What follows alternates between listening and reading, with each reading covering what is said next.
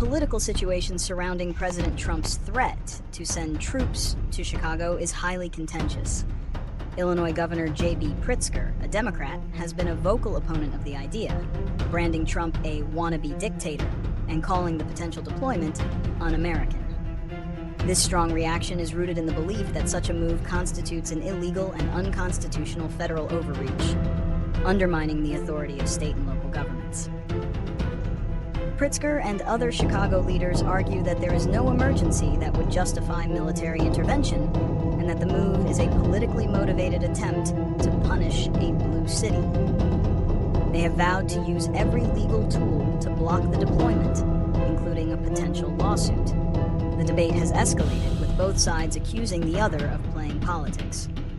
The issue highlights the ongoing tension between federal and state powers, particularly regarding law enforcement and civil order, and reflects a deep ideological divide in American politics.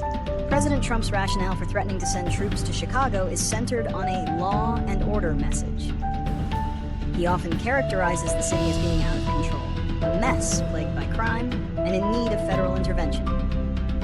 He argues that the city's leadership, specifically Governor Pritzker and Mayor Johnson, is incompetent and has failed to ensure public safety. Trump has also claimed that some residents are screaming for us to come and help. While official data shows that crime rates, including homicides and shootings, have been on a downward trend in Chicago, Trump's statements serve a political purpose.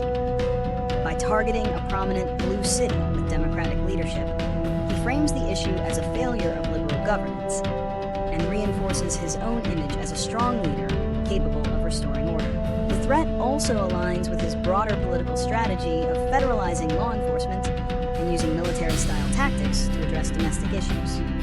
The most significant consequences of this standoff are an escalation of the political conflict between the federal government and state and local authorities, and a potential constitutional crisis over executive power.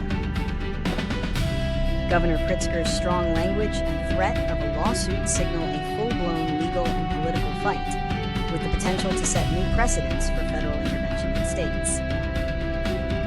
On the ground, a deployment could inflame tensions and risk civil unrest. As local leaders and law enforcement have not requested federal troops and actively oppose them, a unilateral intervention could be viewed by residents as an occupation, undermining community trust and potentially leading to clashes.